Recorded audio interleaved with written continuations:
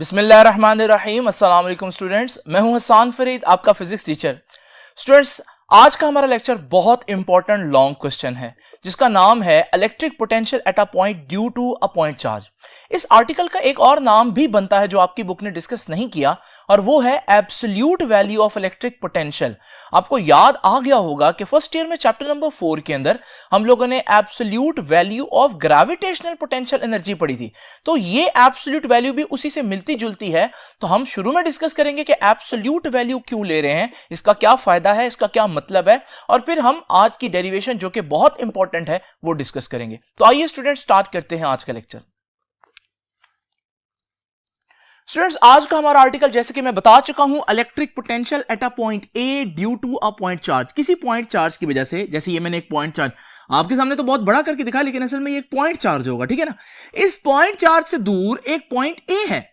इस पॉइंट पर इस चार्ज की वजह से कितना पोटेंशियल होगा, कितने वोल्ट्स होंगे इस चार्ज की वजह से इस पॉइंट पर, ये आज का आर्टिकल है। तो इसे बोलते हैं electric potential at a point a due to a point charge. तो पॉइंट चार्ज ये है, पॉइंट ए ये है, इस पॉइंट पर इस चार्ज की वजह से इलेक्ट्रिक पोटेंशियल फाइंड आउट करना है।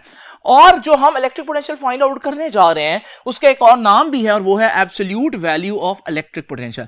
नाउ स्टूडेंट्स, इससे पहले कि मैं आपको इलेक्ट्रिक पोटेंशियल और इलेक्ट्रिक पोटेंशियल एनर्जी के बारे में बताऊं, आइए एक दफा इमेजिन करते हैं ग्रेविटेशनल पोटेंशियल एनर्जी क्या होती है। तो आप लोग जानते हैं कि आप ग्रेविटी में किसी भी ऑब्जेक्ट को अगर किसी हाइट पर रखें तो उसमें एक एनर्जी स्टोर हो जाती है। इस एनर्जी को हम बोलते हैं gravitational potential energy.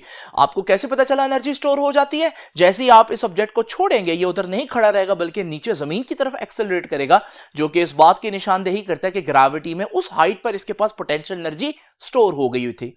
Now students, कितनी एनर्जी स्टोर होगी ये डिपेंड करता है हाइट पर। आप लोग जानते हैं पोटेंशियल एनर्जी का फार्मूला भी है mgh, बहुत मशहूर फार्मूला है, और इसमें आप हाइट देख सकते हैं। इसका मतलब अगर मैं आपसे पूछूं कि एक ऑब्जेक्ट आपके पास ग्रेविटी में किसी हाइट पर मौजूद है तो उसके पास कितनी एनर्जी होगी, ये डिपेंड करता है कि जमीन से ऊपर उसकी हाइट कितनी है। आप ज्यादा हाइट पर लेकर जाएं इस ऑब्जेक्ट को तो इसके पास ज्यादा एनर्जी स्टोर हो जाएगी।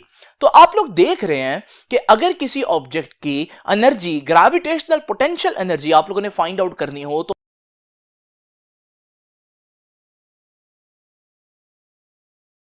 चेक करनी है वो रेफरेंस पॉइंट कौन है, वो ग्राउंड है। तो आपने हाइट किसके लिहाज से लेनी है? ग्राउंड के लिहाज से लेनी है। नाउ स्टूडेंट, आप लोग देखेंगे कि ये कॉन्सेप्ट बड़ा इजी है, लेकिन अगर मैं सिचुएशन थोड़ी सी चेंज कर दूं तो फिर आपको इसमें कुछ मसाइल भी दिखना शुरू हो जाएंगे। फॉर एग्जांपल, अगर मैं यहां पर ग्राउंड इस तरह से लूं, आपको मालूम है ग्राउंड हर जगह हॉरिजॉन्टल नहीं है, कहीं पर ग्राउंड जो है वो ज्यादा हाइट पर है, कहीं पर कम हाइट पर। तो ग्राउंड जो है वो कुछ इस तरह से मैं आपको दिखा रहा हूं। नाउ स्टूडेंट, जरा इमेजिन करें यहां पर एक बॉल जो है वो आपके पास पड़ी हुई है और आप जानना चाहते हैं इस बॉल की एनर्जी कितनी है। अब आपको मालूम है हमारा रेफरेंस पॉइंट क्या होता है? ग्राउंड होता है। जरा 3 ऑब्जर्वर इमेजिन करते हैं यहां पर। अब ये ऑब्जर्वर ए को देखें। ऑब्जर्वर ए के लिहाज से बॉल उसी हाइट पर पड़ी है। यानी अगर आप ऑब्जर्वर ए से पूछते हैं कि बॉल के पास कितनी एनर्जी है, तो ऑब्जर्वर ए कहता है बॉल के पास 0 एनर्जी है, 0 जूल्स एनर्जी, यानी कि कोई एनर्जी नहीं है।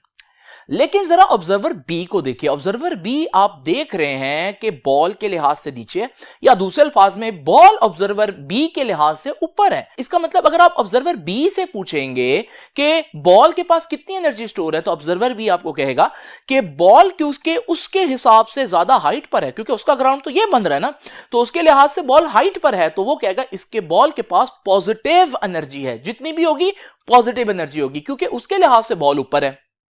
तो ऑब्जर्वर ए के लिहाज से एनर्जी थी नहीं उस बॉल के पास, जबकि ऑब्जर्वर बी के लिहाज से एनर्जी है और पॉजिटिव एनर्जी है, क्योंकि बॉल उसके लिहाज से ऊपर है। लेकिन ऑब्जर्वर सी को अगर आप देखें तो ऑब्जर्वर सी के लिहाज से बॉल नीचे है, तो जब आप उससे पूछेंगे वो अपने ग्राउंड के लिहाज से आपकी बॉल को नीचे देख रहा है, तो वो कहेगा इस बॉल के पास नेगेटिव एनर्जी है। तो आपने देखा एक ही बॉल है, लेकिन 3 डिफरेंट ऑब्जर्वर उस बॉल के पास 3 डिफरेंट किस्म की एनर्जीज इमेजिन कर रहे हैं। स्टूडेंट्स, ये इश्यू है बेसिकली हमारे पास जब हम ग्राउंड को रेफरेंस पॉइंट बनाते हैं। तो ग्राउंड जो है वो हर जगह बॉल से बराबर फासले पर नहीं होता, कोई ग्राउंड ज्यादा फासले पर होता है, कोई ग्राउंड कम फासले पर, कोई ऊपर कोई नीचे। तो ये जो ग्राउंड की सरफेस है ये तो एक वेरी करने वाली चीज है, तो हाइट मुसलसल चेंज होती रहेगी, जिसकी वजह से बॉल एक ही होगी, लेकिन उसके बारे में डिफरेंट ऑब्जर्वर्स की डिफरेंट मेजरमेंट्स आएंगी।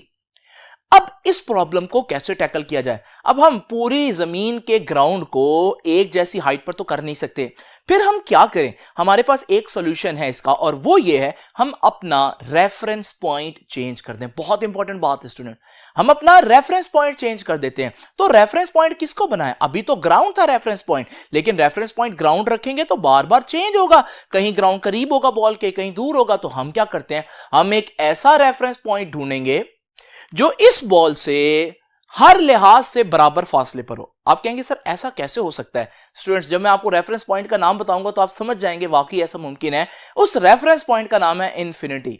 यानी कि इस बॉल की एनर्जी कैलकुलेट करने के लिए हम बजाय ग्राउंड से देखें, हम कहां से देखें? हम इन्फिनिटी से देखें।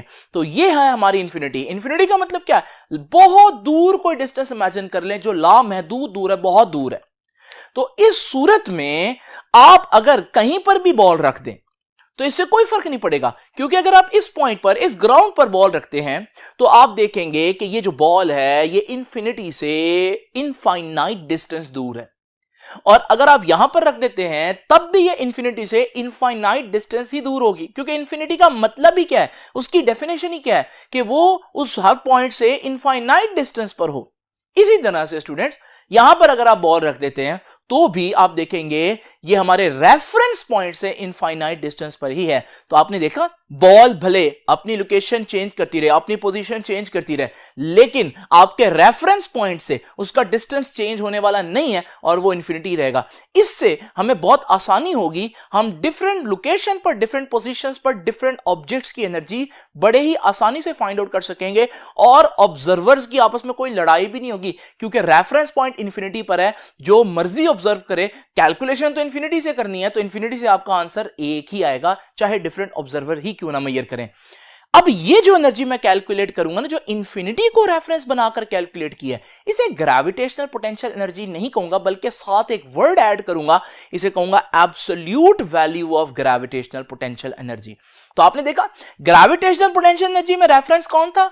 जमीन, और जमीन से हाइट हम लोगों ने देखनी थी, जबकि एब्सोल्यूट ग्रेविटेशनल पोटेंशियल एनर्जी में रेफरेंस कौन है? इन्फिनिटी, और इन्फिनिटी से डिस्टेंस इंपॉर्टेंट होगा। तो स्टूडेंट्स, अगर आपको यह बात समझ में आ गई है तो आज के आर्टिकल को समझने में कोई मसला नहीं होगा। देखिए आज का आर्टिकल क्या है, absolute value of electric potential. यहां पर भी हम यही करेंगे। अब क्योंकि मैं इलेक्ट्रिक पोटेंशियल की बात करूं तो मैं ग्रेविटी की बात तो नहीं करूंगा। स्टूडेंट्स, जरा इमेजिन करें हमारे पास ये एक चार्ज है, और आप लोग जानते हैं जिस तरह हर मैस के गिर्द एक ग्रेविटेशनल फील्ड होता है, इस चार्ज के गिर्द एक इलेक्ट्रिक फील्ड है। हमें यह फील्ड नजर नहीं आता, लेकिन हम इसकी मौजूदगी का अंदाजा कैसे लगाते हैं? जब एक चार्ज को इसके करीब लेकर आता है तो जैसे ही वो इस फील्ड में एंटर होता है तो उसको एक फोर्स फील होती है, जो कि इस बात की निशानदेही कर रही है कि इस चार्ज के गिर्द कोई ऐसा फील्ड है जो उस चार्ज ने फील किया है फोर्स की फॉर्म में। नाउ स्टूडेंट्स, जरा तवज्जो कीजिए, मैं इस पॉइंट पर इलेक्ट्रिक फील्ड के अंदर पोटेंशियल फाइंड आउट करना चाहता हूं इस चार्ज का। तो इसके दो तरीके हैं। एक को मैं बोलूंगा इलेक्ट्रिक पोटेंशियल। इलेक्ट्रिक पोटेंशियल क्या होता है? आप एक टेस्ट चार्ज को इस चार्ज से उस पॉइंट तक लेकर जाएं, आपका जितना वर्क होगा उसे हम बोलेंगे इस पॉइंट का पोटेंशियल। इसे कहते हैं इस पॉइंट का इलेक्ट्रिक पोटेंशियल। लेकिन स्टूडेंट्स, आज का हमारा आर्टिकल क्या है? Absolute electric potential. मैंने आपको क्या बताया था, अगर आप रेफरेंस ग्राउंड को बनाएंगे तो मसले आएंगे। इसी तरह यहां हमने रेफरेंस किसको बनाया? यहां रेफरेंस है चार्ज को, तो हमने चार्ज के लिहाज से कैलकुलेशन की। तो यहां पर भी वही इश्यूज आएंगे जिनको मैं आपके साथ डिटेल में डिस्कस नहीं करूंगा, ग्रेविटी में मैंने आपको एक्सप्लेन कर दिया। तो हम उन प्रॉब्लम से बचने के लिए क्या करेंगे? हम अपना रेफरेंस पॉइंट चेंज कर देंगे। हमारा ये चार्ज रेफरेंस पॉइंट नहीं होगा, बल्कि हमारा रेफरेंस पॉइंट इस चार्ज से बहुत दूर एक पॉइंट होगा जो इन्फिनिटी कहलाता है। तो स्टूडेंट्स, ये इन्फिनिटी अब हमारा रेफरेंस हो गया। तो अगर इस पॉइंट के ऊपर आप पोटेंशियल फाइंड आउट करना चाहते हैं तो अब आप एक टेस्ट चार्ज कहां से लेकर आएंगे? इन्फिनिटी से इस पॉइंट तक इक्विलिब्रियम में लेकर आएंगे। इक्विलिब्रियम में क्यों, ये मैं आपको पहले बता चुका हूं, लास्ट लेक्चर्स में देखिएगा। लेकिन इक्विलिब्रियम में इस पॉइंट तक लेकर आएंगे जितना वर्क होगा उस चार्ज के ऊपर, वो इस पॉइंट का इलेक्ट्रिक पोटेंशियल होगा with respect to, with reference to infinity. तो फिर इसको इलेक्ट्रिक पोटेंशियल नहीं कह सकता, इसको बोलूंगा एब्सोल्यूट इलेक्ट्रिक पोटेंशियल। तो इसका मतलब एब्सोल्यूट इलेक्ट्रिक पोटेंशियल को मैं डिफाइन अप कर सकता हूं। What is absolute electric potential, या what is electric potential at a point? It is the amount of work done in bringing a unit positive charge from infinity up to that point जहां हम लोगों ने electric field find out करना है by keeping it in electrostatic equilibrium. Now students आइए इसको define करते हैं। आप लोगों ने देखा कि इलेक्ट्रिक पोटेंशियल और एब्सोल्यूट इलेक्ट्रिक पोटेंशियल एक चीज नहीं है, ठीक है जी। तो ये हमारे पास absolute value of electric potential हम फाइंड आउट करना चाहते हैं, तो इसको हम कैसे डिफाइन करेंगे?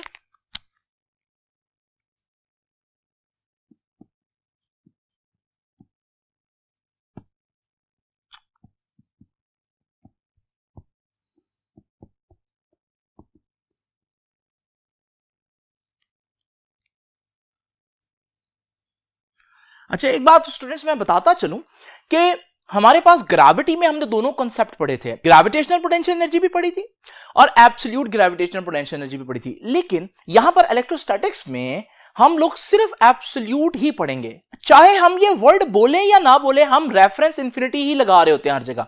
यानी आप लोग अगर 2 लेक्चर पीछे जाएं तो जहां मैंने आपको electric potential at a point पढ़ाया था, वहां मैंने एब्सोल्यूट का वर्ड यूज नहीं किया, बुक ने भी नहीं किया, लेकिन वहां पर भी हम रेफरेंस किसको रख रहे थे? इंफिनिटी को रख रहे थे। इस वजह से वो actually absolute value of electric potential ही है। तो याद रखिएगा यहां पर electric potential at a point है, लेकिन इसका मतलब एब्सोल्यूट इलेक्ट्रिक पोटेंशियल ही है। तो what is absolute electric potential? It is defined as amount of work done in bringing a unit positive charge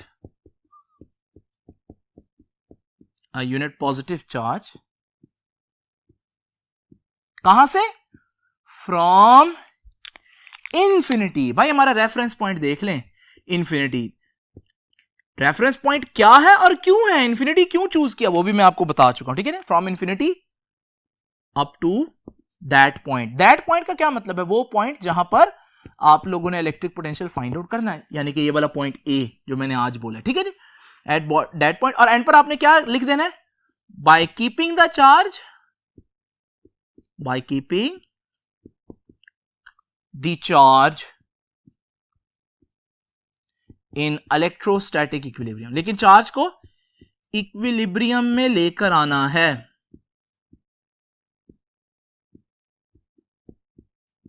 तो स्टूडेंट्स ये तो होगी एब्सोल्यूट इलेक्ट्रिक पोटेंशियल की डेफिनेशन। अब हम लोगों ने इस एब्सोल्यूट इलेक्ट्रिक पोटेंशियल को डिराइव करना है स्टूडेंट्स। उसमें एक प्रॉब्लम आएगा और फिर उस प्रॉब्लम को हम डिस्कस करेंगे। आपने ये हेडिंग नहीं देनी जो मैं अभी आप लोगों के सामने देने लगा हूं, आप लोग इसको एक्सप्लेनेशन की हेडिंग में लिख सकते हैं, ठीक है जी। तो मैं फिर भी आपको आर्टिकल समझाने के लिए 2 हेडिंग्स आपके सामने यहां पुट करूंगा, तो आपने वो हेडिंग्स दिए बगैर ही एक्सप्लेनेशन की हेडिंग में लिख देना, ठीक है ना। तो एक्सप्लेनेशन की पहली हेडिंग मैं आपको समझाने के लिए क्या देने लगा हूं, वो ये है कि प्रॉब्लम कि भाई डेरिवेशन करने में एक इश्यू है, एक प्रॉब्लम है, वो प्रॉब्लम जानना बड़ा जरूरी है। वो प्रॉब्लम क्या है? देखें, हम लोग क्या फाइंड आउट करना चाहते हैं? इलेक्ट्रिक पोटेंशियल फाइंड आउट करना चाहते हैं ना। हमारे पास फॉर्मूला है, हम लोगों ने पढ़ा था, E is equal to minus delta V over delta R, ठीक है ना। तो ये हमारे पास इलेक्ट्रिक पोटेंशियल तो है, हम ये वाला फॉर्मूला यूज कर सकते हैं। लेकिन इस फार्मूला में अगर मैं इसको यूं लिख दूं जैसे आपकी बुक ने लिखा है, तो delta V is equal to minus E delta R। ये डेल्टा R उधर ले गया, बस और कुछ भी नहीं किया। तो ये फार्मूला हमारे पास पोटेंशियल फाइंड आउट करने के लिए है, but this formula is only applicable when E यानी कि electric intensity remains constant. It should be constant. Student इससे मिलती जुलती बात हम लोग पहले कर चुके हैं। अगर आप लोगों को याद हो, फर्स्ट ईयर में हम लोगों ने पढ़ा था कि यहां पर लिख देता हूं, वर्क का फॉर्मूला क्या था? Force into displacement. लेकिन वर्क का यह फॉर्मूला कब एप्लीकेबल है? जब force remains constant. Force constant होगी तो यह फॉर्मूला लग सकता है। बिल्कुल ऐसे ही यहां आप पोटेंशियल फाइंड आउट करना चाहते हैं, पोटेंशियल फाइंड आउट तब होगा जब E की वैल्यू कांस्टेंट रहेगी। लेकिन अब आप सोचें, चार्ज को कहां से कहां लेकर आ रहे हैं स्टूडेंट्स? चार्ज को तो इंफिनिटी से उस पॉइंट पर लेकर आ रहे हैं। अगर आपने इस पॉइंट का पोटेंशियल फाइंड आउट करना है तो आप चार्ज को इंफिनिटी से यहां लेकर आओगे। इस दौरान तो डिस्टेंस बहुत ज्यादा चेंज होगा, क्योंकि आप इंफिनिटी से इस पॉइंट तक लेकर आ रहे हो, इट्स अ ह्यूज डिस्टेंस। जब डिस्टेंस बहुत ज्यादा चेंज होगा, मसला क्या है, मसला यह है कि ई जो है वो डिस्टेंस के स्क्वायर के इनवर्सली प्रोपोर्शनल है, यानी ई डिपेंड्स अपॉन डिस्टेंस। और जब आप absolute electric potential find out करते हैं तो आप लोग इंफिनिटी से लेकर आ रहे हैं, तो डिस्टेंस तो बहुत ज्यादा चेंज हो रहा है। और जब डिस्टेंस बहुत ज्यादा चेंज होगा, क्योंकि इलेक्ट्रिक इंटेंसिटी डिस्टेंस के स्क्वायर के इनवर्सली प्रोपोर्शनल है, तो डिस्टेंस बहुत ज्यादा चेंज होगा, तो ई बहुत ज्यादा यानी इलेक्ट्रिक इंटेंसिटी बहुत चेंज हो जाएगी। और जब इलेक्ट्रिक इंटेंसिटी चेंज होगी तो फिर इलेक्ट्रिक इंटेंसिटी तो कांस्टेंट ना रही, और फिर यह फॉर्मूला एप्लीकेबल नहीं होगा। तो हमारे पास इलेक्ट्रिक पोटेंशियल फाइंड आउट करने का एक ही उम्मीद थी, एक ही होप थी, और वो ये फॉर्मूला था। लेकिन ये फॉर्मूला कब लगेगा, जब हमारे पास ई कांस्टेंट होगा। लेकिन हमारी डेफिनेशन क्या है कि इंफिनिटी से चार्ज को उस पॉइंट तक लेकर आना है, लेकिन जब आप इंफिनिटी से उस पॉइंट तक लेकर आएंगे तो डिस्टेंस तो बहुत एक्स्ट्रा ऑर्डिनरीली चेंज हो गया, इतना ज्यादा चेंज होगा डिस्टेंस। तो आप सोचें, इन इलेक्ट्रिक इंटेंसिटी तो डिस्टेंस के स्क्वायर के इनवर्सली प्रोपोर्शनल है, तो जब डिस्टेंस ही चेंज हो रहा है अच्छा खासा, तो ई अच्छा खासा चेंज हो जाएगा। ई कांस्टेंट नहीं रहेगा तो ये फॉर्मूला एप्लीकेबल नहीं होगा। This is the problem. ठीक है जी। तो अगर आपको डेफिनेशन आती है तब भी आपका काम नहीं चल रहा, आपको पता तो है डेफिनेशन क्या है, लेकिन उसको एग्जीक्यूट करने के लिए, डेरिवेशन करने के लिए आपके थ्योरी में एक इश्यू आ रहा है, और वो इश्यू क्या है कि इलेक्ट्रिक इंटेंसिटी कांस्टेंट नहीं है। अब हम अगर डेरिवेशन करना चाहते हैं, यही फॉर्मूला है, इसी को लगाना पड़ेगा, तो फिर हमें एक काम करना पड़ेगा, कोई ऐसा जुगाड़ करना पड़ेगा जिसमें ई जो है वो कांस्टेंट रहे, यानी ई चेंज ना हो। तो अब हम डिस्कस करते हैं कि क्या जुगाड़ करेंगे। जुगाड़ को हम कह देते हैं सॉल्यूशन। अच्छा जी, सॉल्यूशन क्या है जी? सॉल्यूशन ये है कि भाई अगर आप इंफिनिटी से लेकर आते हैं तो आपका डिस्टेंस बहुत चेंज होगा, तो आप एक काम क्यों नहीं करते, बजाय पॉइंट बी जो अभी इंफिनिटी पर है, असल कॉन्सेप्ट इंफिनिटी वाला ही है, आप थोड़ी देर के लिए इमेजिन कर लें कि पॉइंट बी जो है वो पॉइंट ए से इनफाइनाइट डिस्टेंस पर नहीं है, बल्कि बहुत करीब है पॉइंट ए से। इसे आपकी बुक कहती है इनफाइनाइटिस्मली क्लोज, यानी कि बहुत करीब होना। अच्छा, जब ए और बी बहुत करीब होंगे, अब मैं अगर एक चार्ज पॉइंट बी से पॉइंट ए तक लेकर आऊं, तो हमारे पास ये चार्ज जो है इतना थोड़ा सा डिस्टेंस मूव किया इसने कि डिस्टेंस ना होने के बराबर चेंज हुआ। जब डिस्टेंस ना होने के बराबर चेंज होगा तो इलेक्ट्रिक इंटेंसिटी तो डिस्टेंस पर ही डिपेंड करती है, तो जब डिस्टेंस तकरीबन नहीं चेंज हो रहा तो इलेक्ट्रिक इंटेंसिटी तकरीबन चेंज नहीं होगी, और जब इलेक्ट्रिक इंटेंसिटी चेंज नहीं होगी, वो कांस्टेंट रहेगी, तो फिर हम ये फॉर्मूला लगा सकते हैं। तो हमारी आखिरी उम्मीद क्या है कि हम बजाय पॉइंट बी को इंफिनिटी पर सपोज करें, हम पॉइंट बी को पॉइंट ए के बहुत करीब सपोज कर लें। ये बात आपकी इन्फिनिटेसिमली की बात जो है आपकी बुक ने यहां पर की हुई है, और उसकी वजह क्या है भाई, हमारी मजबूरी है ना, अगर बी को इंफिनिटी से लेकर आएंगे तो डिस्टेंस बहुत चेंज होगा। लेकिन बच्चे अब यहां ये कहेंगे कि सर आपने पॉइंट बी को पॉइंट ए के करीब रख लिया, ठीक है, आपने ई को कांस्टेंट रख लिया, मगर ई को कांस्टेंट रख लिया, एब्सोल्यूट तो नहीं बनेगा अभी, क्योंकि एब्सोल्यूट में तो चार्ज को कहां से लेकर आना होता है, एब्सोल्यूट में चार्ज को इंफिनिटी से लेकर आना होता है। तो स्टूडेंट्स, इसमें फिर एब्सोल्यूट कैसे आएगा वो मैं एंड पे आपको समझाऊंगा। अभी तक जो आपको बात मैंने आपको बताई है इसको देख लीजिए। तो सॉल्यूशन क्या हुआ कि आप पॉइंट बी को पॉइंट ए के बहुत करीब इमेजिन करें, ठीक है ना। तो ये है सॉल्यूशन कि let us take point B infinitesimally close, बहुत करीब two point A.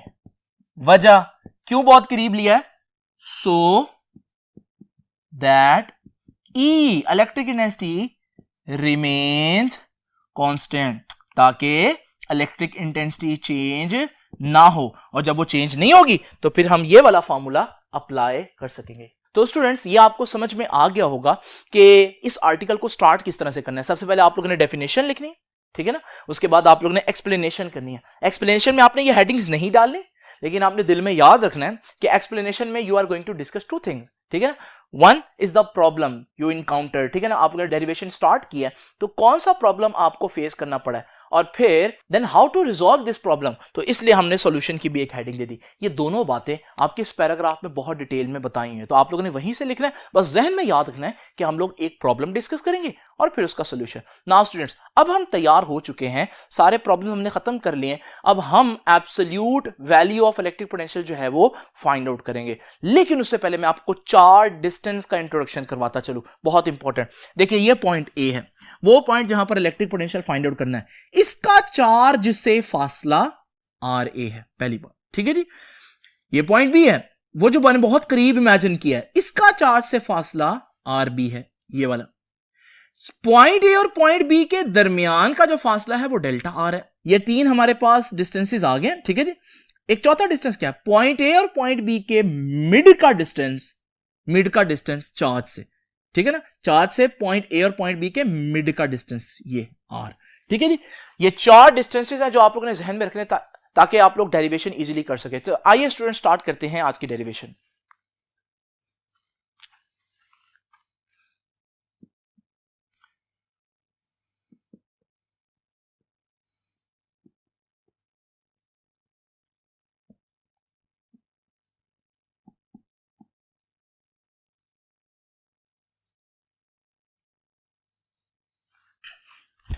Now student, सबसे पहले तो मैं आपको पिछले बोर्ड पर जाकर दोबारा से एक बात याद कराता हूं कि डेल्टा आर क्या है। ये देखिए डेल्टा आर क्या था, दोनों पॉइंट्स के दरमियान डिस्टेंस। आप डेल्टा अगर फाइंड आउट करना चाहते हो, आप ये आर बी में से इतना आर ए माइनस कर दो तो बाकी डेल्टा आर नहीं बच जाएगा, तो R B minus R A is equal to delta R, ठीक है ना। बड़ी आसानी से समझ में आने वाली बात है। तो सबसे पहले मैं लिख सकता हूं कि डेल्टा आर किसके बराबर है, आर बी माइनस आर ए। अच्छा, यहां से मैं अगर आर बी को एक तरफ रखूं, ये माइनस आर ए उधर जाकर डेल्टा आर में ऐड हो जाएगा, तो ये बन जाएगा आर ए उधर जाकर प्लस हो जाएगा, डेल्टा आर ऑलरेडी इधर मौजूद है, ये कोई नंबर वन आपने याद रखनी, ठीक है जी। अच्छा, दूसरी चीज आर के बारे में मैंने आपको क्या बताया अभी लास्ट बोर्ड पर, दोबारा देखते हैं। आर पॉइंट ए और पॉइंट का मिड है।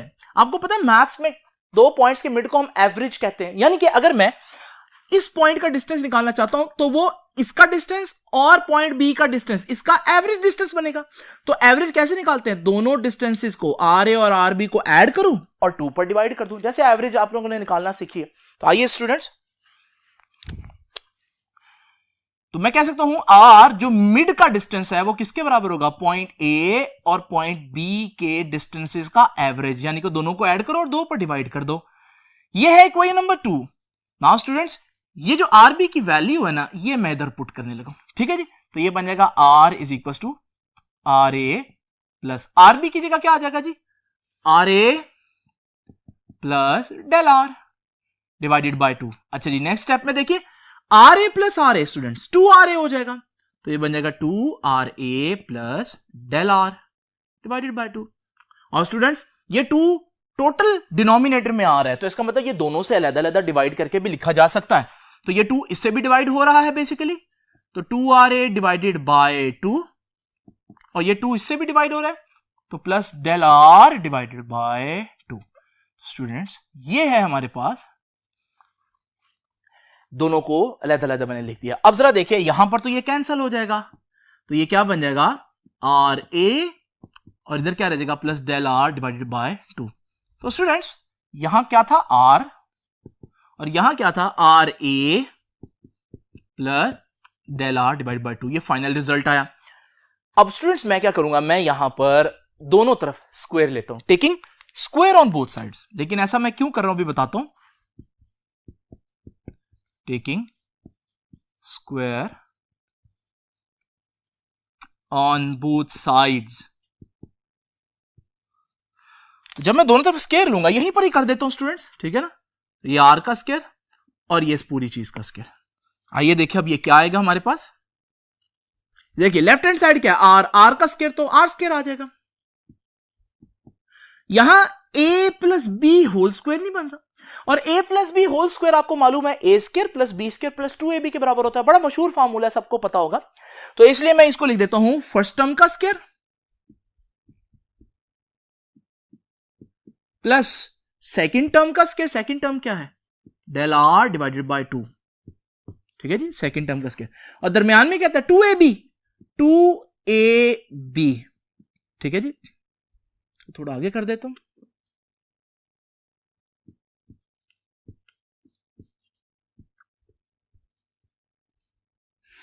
नाउ स्टूडेंट 2ab, ab मतलब पहली टर्म और फिर दूसरी टर्म। पहली टर्म क्या है जी?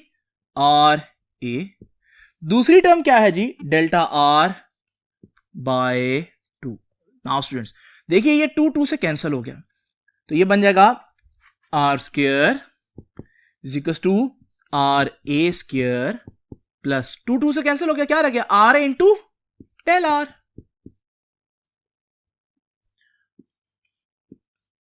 प्लस ये क्या है? डेल आर ओवर 2 का स्क्वायर, तो ये बन जाएगा डेल आर स्क्वायर। और 2 का स्क्वायर कितना होता है स्टूडेंट? 2 का स्क्वायर होता है 4। ये हमारे पास फाइनल फॉर्मूला है। अब जरा देखिए इसमें कुछ मजीद चेंजेस हो सकती हैं। देखिए डेल्टा आर क्या था? पॉइंट ए और पॉइंट बी के दरमियान डिस्टेंस, लेकिन मैं पहले ही बता चुका हूं कि पॉइंट बी तो मैंने पॉइंट ए के बहुत करीब इमेजिन किया, तो फिर पॉइंट ए और पॉइंट बी के दरमियान जो डिस्टेंस है वो बहुत कम होगा। जब कोई चीज बहुत कम हो तो उसका स्क्वायर और कम हो जाता है। फॉर एग्जांपल 0.1 है, 0.1 का स्क्वायर जो है वो 0.01 है और छोटा हो गया। तो इसका मतलब आप लोग जानते हैं कि जब कोई चीज बहुत छोटी हो तो उसका स्क्वायर भी बहुत छोटा हो जाएगा और छोटा हो जाएगा। तो इसको तो हम इतना छोटा हो जाएगा कि हम निग्लेक्ट कर सकते हैं इस वैल्यू को, ठीक है जी। तो दिस कैन बी निग्लेक्टेड। बाकी हमारे पास क्या रहेगा जी? बाकी हमारे पास रह गया R square equal to R A square plus R A, साथ क्या? Delta R. अब डेल्टा आर की वैल्यू मैंने आपको पहले ही लिखी हुई ऊपर, R B minus R A. Now students इसको मल्टीप्लाई करते हैं, ये बनेगा R A square, R A square, ये बनेगा R A into R B, और फिर प्लस माइनस माइनस, और ये R A into R A, ये बन जाएगा आर ए स्क्वायर। ये स्टूडेंट्स कैंसिल हो गया। और फाइनली हमारे पास जो रिजल्ट आया वो ये है कि आर स्क्वायर बराबर आया किसके? R A R B. तो काफी लंबी डेरिवेशन थी, लेकिन अगर आप देखें तो रिजल्ट हमारे पास बड़ा सिंप्लीफाई होकर आया। तो आर स्क्वायर किसके बराबर है? R A into R B. अब ये आर स्क्वायर मैंने क्यों फाइंड आउट किया स्टूडेंट्स? ये इसलिए फाइंड आउट किया ताकि मैं इसकी वैल्यू एक जगह पुट कर सकूं। तो आप लोग जानते हैं इलेक्ट्रिक इंटेंसिटी का फॉर्मूला क्या है? वी नो दैट E किसके बराबर है? E बराबर है 1/4 pi epsilon naught Q over R square. ये फॉर्मूला आप लोगों ने इलेक्ट्रिक इंटेंसिटी का इस पूरे चैप्टर में थ्रू आउट पढ़ते आए। लेकिन स्टूडेंट्स आर स्क्वायर तो मैं फाइंड आउट कर चुका हूं। कितना है R square? R A R B. तो ये जो आर स्क्वायर की वैल्यू है ये मैं यहां पुट करूंगा। तो फिर ये फॉर्मूला क्या बन जाएगा? यहां आगे लिख देता हूं। ये फॉर्मूला बन जाएगा E is equal to 1/4 pi epsilon naught, यहां तक साथ Q आ जाएगा, और साथ देखिए आर स्क्वायर है, लेकिन आर स्क्वायर तो कितना है? R A R B. तो इसकी जगह मैं लिख देता हूं आर ए आर बी। इसे मैं इक्वेशन नंबर 3 कह देता हूं students. This is very important equation. अब मैंने ये E की वैल्यू क्यों फाइंड आउट की है, ये जानने के लिए हम पिछले बोर्ड पर चलते हैं। आपको एक बात याद करवाता हूं स्टूडेंट्स। देखिए अगर आप पोटेंशियल फाइंड आउट करना चाहते हैं तो यही फॉर्मूला है हमारे पास। इस फॉर्मूले में पोटेंशियल फाइंड आउट करने के लिए E होना जरूरी है, तो वो मैंने E आप लोगों के लिए अभी यहां पर फाइंड आउट की। और ये E की वैल्यू, ये E का फॉर्मूला था, लेकिन फिर इसमें आर स्क्वायर आता था। तो डेरिवेशन को आसान करने के लिए पहले मैंने ये सारी चीज किस लिए की है? आर स्क्वायर की वैल्यू निकाल ली, ये वाली आर ए आर बी, और यहां पुट कर दिया। अब E आ गया। अब इलेक्ट्रिक पोटेंशियल निकालना सिर्फ हमारे लिए 2 मिनट का मसला है। तो आइए अब जरा देखते हैं मजीद डेरिवेशन को। तो स्टूडेंट्स ये जो हमारे पास अभी फॉर्मूला आया है, ये फॉर्मूला मैं आपके सामने दोबारा लिख देता हूं। फॉर्मूला है E is equal to 1/4 pi epsilon naught Q over R A R B. ठीक है, इसे मैंने कोई नंबर 3 का नाम दिया हुआ है।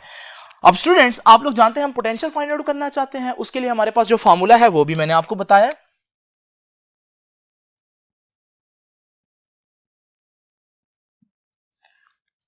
वो फॉर्मूला है जी delta V is equal to minus E delta R. तो भाई डेल्टा V क्या है? पोटेंशियल कितना चेंज हुआ। डेल्टा आर क्या है? डिस्टेंस कितना चेंज हुआ। पहले मैं पॉइंट बना देता हूं दोबारा से, ये पॉइंट ए था, ये पॉइंट बी था। आप इस पॉइंट से इस पॉइंट पर लेकर आए ना चार्ज को, पॉइंट बी से पॉइंट ए पर लेकर आए, राइट। तो पॉइंट बी से पॉइंट ए पर लेकर आए तो यहां पोटेंशियल कितना होगा, सपोज कर लेते हैं VB, और यहां पोटेंशियल कितना था, सपोज कर लेते हैं VA। तो आप पॉइंट बी से पॉइंट ए तक लेकर आए तो पोटेंशियल कितना आपने चेंज किया, VB से VA पर आ गए। तो हम यहां पर कह देते हैं चेंज इन पोटेंशियल कितना होगा, VA माइनस VB, माइनस आगे है E जो है वो है ये वाली वैल्यू जो मैंने आपके सामने लिखी, तो इसको लिख देता हूं 1/4 pi epsilon naught Q over R A R B, और साथ ये E की वैल्यू आ गई सारी, साथ क्या है डेल्टा आर, डिस्टेंस कितना चेंज हुआ। तो पॉइंट ए और पॉइंट बी के दरमियान जो डिस्टेंस है वो R A minus R B कह देता हूं, डिस्टेंस इतना चेंज हुआ। नाउ स्टूडेंट्स ये जो आपके सामने मैंने सारी चीज लिखी, अब इसको हमने सिंप्लीफाई करना है, तो जरा देखिए जल्दी से। VA minus VB is equal to minus 1/4 pi epsilon naught. अच्छा ये Q को मैं 1 से मल्टीप्लाई करके इधर ही लिख देता हूं, तो Q लिख देता हूं, ठीक है जी। अब बाकी क्या रह गया 1/RA/RB, ये चीज रहेगी बाहर, इसको मैं अंदर मल्टीप्लाई करता हूं। तो जब मैं अंदर मल्टीप्लाई करूंगा पहले ये इससे मल्टीप्लाई होगा, फिर ये इससे मल्टीप्लाई होगा, तो RA डिवाइडेड बाय RA/RB, फिर ये वाला माइनस, फिर ये RB है, इससे भी RA/RB आकर डिवाइड हो जाएगा। नाउ स्टूडेंट्स ये है हमारे पास, मजीद इसकी सिंप्लीफिकेशन करते हैं। इसकी सिंप्लीफिकेशन इस तरह से होगी कि RA R से कैंसिल, RB RB से कैंसिल, तो हमारे पास स्टूडेंट्स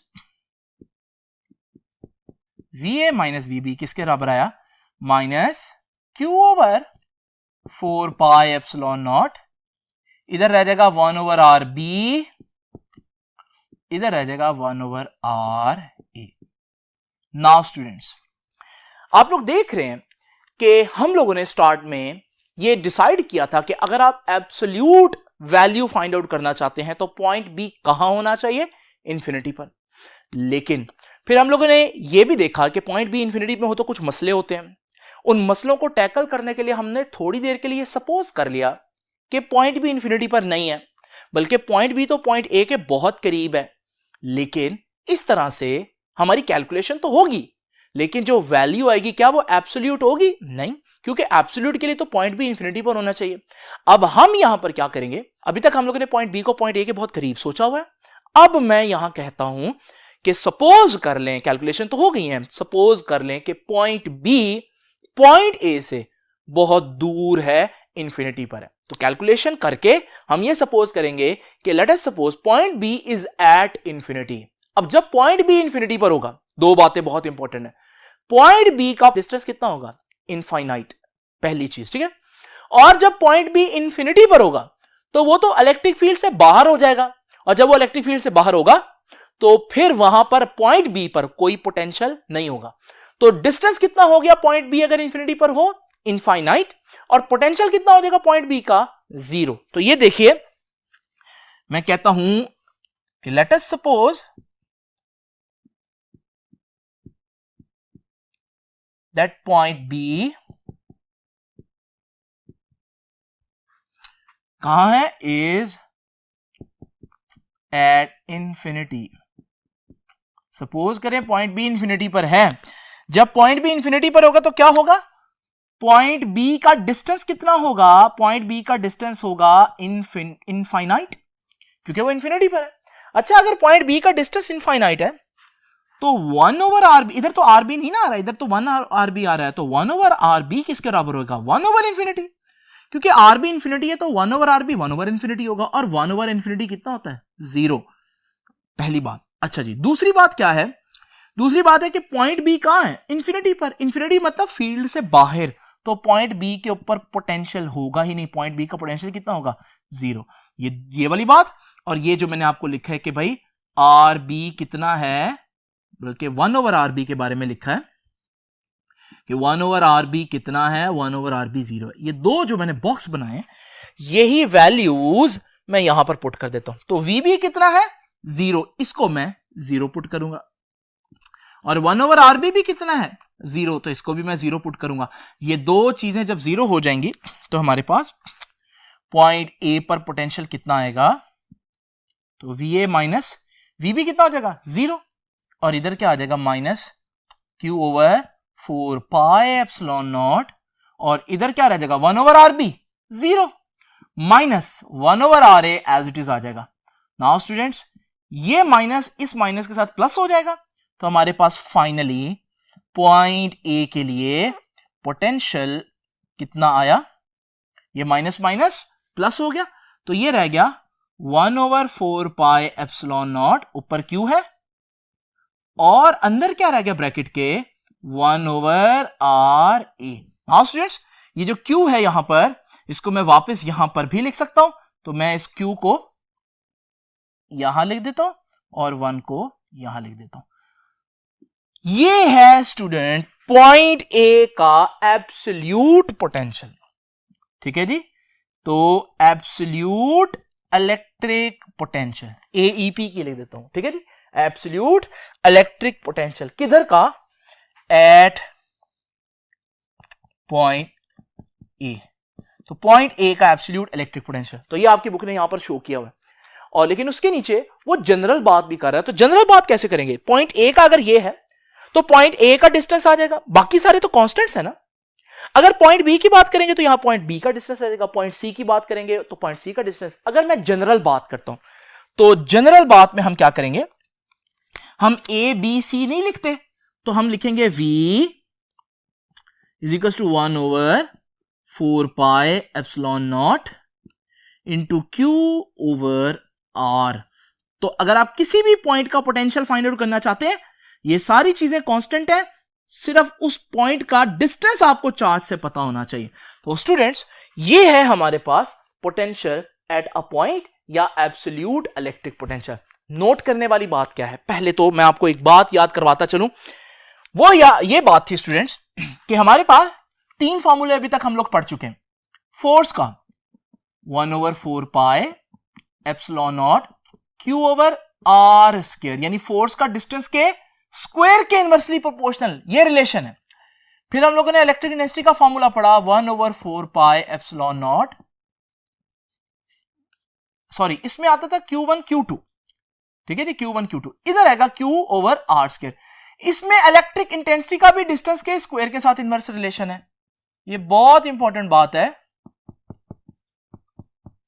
आज जो फार्मूला है वो इलेक्ट्रिक पोटेंशियल का, उसमें भी वैसे ही 1/4πε0 आ रहा है, इधर Q भी आ रहा है। ठीक है ना, ये जो भी मैंने फार्मूला, लेकिन नीचे देखिए क्या आ रहा है? R, यानी पोटेंशियल का डिस्टेंस के स्क्वायर के साथ इनवर्स रिलेशन नहीं है, बल्कि पोटेंशियल का डिस्टेंस के साथ इनवर्स रिलेशन है। यानी पोटेंशियल इतना तेजी से चेंज नहीं होगा जितनी तेजी से इलेक्ट्रिक इंटेंसिटी चेंज होती है, क्योंकि इलेक्ट्रिक इंटेंसिटी डिस्टेंस के स्क्वायर के इनवर्सली प्रोपोर्शनल है, जबकि इलेक्ट्रिक पोटेंशियल सिर्फ डिस्टेंस के इनवर्सली प्रोपोर्शनल है। नाउ स्टूडेंट्स, दूसरी बात भी बहुत इंपॉर्टेंट है इमेजिन करने के लिए। देखिए, हम लोगों ने देखा कि पोटेंशियल का डिस्टेंस के साथ इनवर्स रिलेशन है। तो स्टूडेंट्स, इसको कैसे इमेजिन किया जाए? जरा देखिए, ये मेरे पास चार्ज है, इस चार्ज से एक पॉइंट ए है। सपोज करें इस पॉइंट ए पर 5 वोल्ट्स हैं। अब आप लोग जानते हैं कि ये कितने वोल्ट्स होंगे, ये डिस्टेंस पर डिपेंड करता है। तो अगर मैं इसी के साथ उतने ही डिस्टेंस पर एक और पॉइंट देखो तो ये भी 5 वोल्ट का ही होगा। इसी तरह यहां पर एक और पॉइंट देखो तो ये 5 वोल्ट होगा। यानी कि इस पूरे सर्कल के ऊपर हर पॉइंट का 5 वोल्ट होगा। यानी कि ये एक ऐसी सरफेस है जिस पर पोटेंशियल सेम है, इसे कहते हैं इक्विपोटेंशियल सरफेस। तो स्टूडेंट्स, इसी तरह से अब आप लोग जानते हैं इस पॉइंट से थोड़ा दूर अगर मैं एक पॉइंट बी लूं तो यहां पर पोटेंशियल क्या होगा? कम होगा, क्योंकि potential is inversely proportional to distance. तो सपोज करें यहां हमारे पास 4 वोल्ट्स हैं। जब यहां 4 वोल्ट्स होंगे तो फिर इस पूरे सर्कल के ऊपर 4 वोल्ट्स होंगे। इसी तरह से अगर हम दूर एक और पॉइंट ले तो वहां 3 वोल्ट्स होंगे, तो इस पूरे सर्कल के ऊपर 3 वोल्ट्स होंगे। और फिर 2 वोल्ट्स का एक सर्कल होगा, और फिर 1 वोल्ट का एक सर्कल होगा, और फिर 0 वोल्ट का एक सर्कल होगा, यानी कि ये तो इंफिनिटी आ गई। यानी ये पोटेंशियल इस तरह से आप इमेजिन कर सकते हैं किसी भी चार्ज के गिर्द। और अगर आप 3D में इमेजिन करना चाहें तो 3D में आपको पता है सर्कल जो है वो सफेयर होता है, तो चार्ज के गिर्द एक सफेयर होगा जहां हर पॉइंट पर 5 वोल्ट होगा, फिर इस चार्ज के गिर्द एक और सफेयर होगा जिसका हर पॉइंट पर 4 वोल्ट होगा, और इसी तरह से आप ये सारे सफेयर्स इमेजिन कर सकते हैं।